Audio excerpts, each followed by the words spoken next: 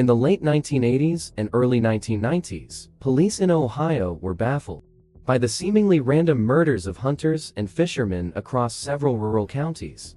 Someone was driving the state's wooded backroads and hunting humans with a high-powered rifle, and that someone was Thomas Dillon. Dillon left little to no evidence behind when committing his crimes. In fact, it wasn't until his third murder that authorities even realized the men weren't dying in random hunting accidents. After the fifth connected death, the FBI released a criminal profile in an effort to identify the mysterious killer. The profile was seen by Richard Fry, one of Dillon's friends. Fry had noticed that Dillon had been acting increasingly unhinged, so he contacted the authorities to submit his name as a potential suspect. Thanks to Fry, the FBI had their man. Thomas Lee Dillon was born in Canton, Ohio on July 9, 1950. His father died when he was just 15 months old, and Dillon later told a psychologist that he viewed his mother as a cold woman. He had no memories of her ever hugging him, kissing him, or telling him she loved him. As a teenager, Dillon started keeping count of the animals aged killed on a calendar in his bedroom. Even after he graduated from Ohio State University and got a job as a draftsman at the city of Canton's water department, his alarming behaviors continued. Soon, he was killing livestock and family pets instead of turkeys and deer. Even before Dillon began his murderous crime spree, his co-workers called him killer because he frequently bragged that he slaughtered over 1,000 animals. However, they never imagined that he would soon become a hunter of humans. The first known victim of Thomas Dillon was Donald Welling, a 35-year-old man who was jogging on the roads just a half-mile from his home in Tuscarawas County, Ohio, in April 1989. Dillon later recalled the encounter. He said, "What's up? Just before I shot him, a voice in my head said, 'Open fire on him.' And I did." He killed again in November 1990. This time, his victim was 21-year-old Jamie Paxton, who had just left his house to go bow hunting. Dillon shot the young man 3 times, leaving his body in a field for his friends to find later. A year after Paxton's death, his mother wrote an open letter to her son's killer in the local newspaper. To her surprise, Dillon anonymously responded, "I am the murderer of Jamie Paxton. Jamie Paxton was a complete stranger to me. I never saw him before in my life, and he never said a word to me that Saturday. 5 minutes after I shot Paxton, I was drinking a beer and had blocked out all thoughts of what I had just done out of my mind. I thought no more of shooting Paxton than shooting a bottle at the dump."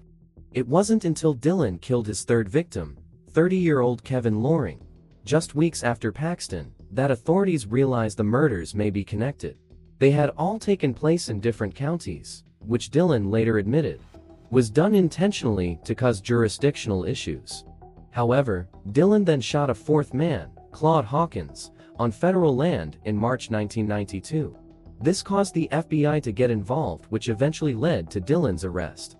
He killed his fifth and final known victim, Gary Bradley, the following month.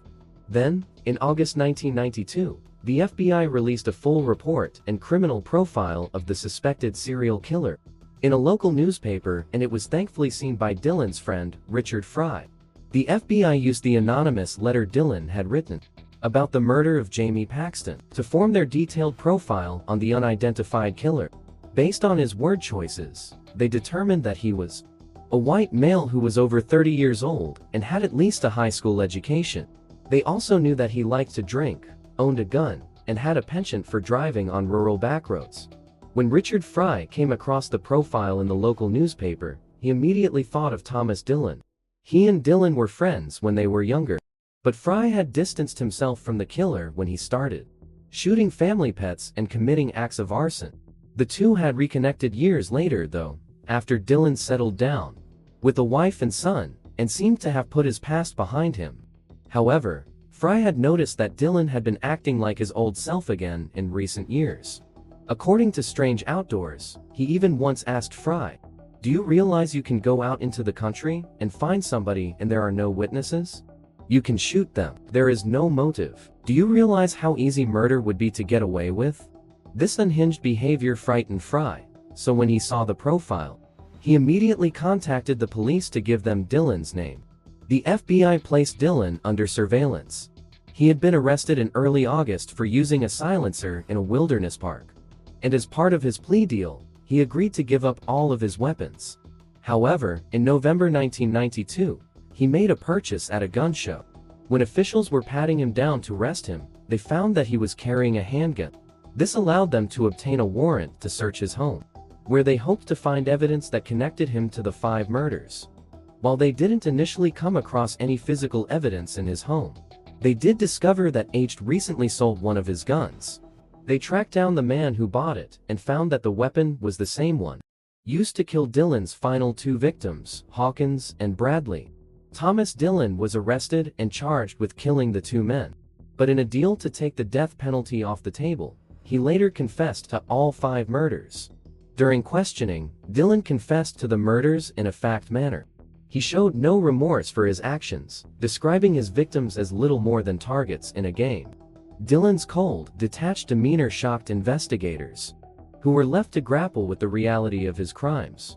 He admitted to killing 5 men, though it is possible that there were other victims who have never been identified. He was sentenced to life in prison, and he remained behind bars until his death in 2011. Perhaps the most chilling part of Dillon's deadly spree was his lack of motive. His reason for murdering 5 total strangers was simply, "I have major problems. I'm crazy. I want to kill. I want to kill." Let me know, what do you think of this case? And which more cases would you like to see? Till next time.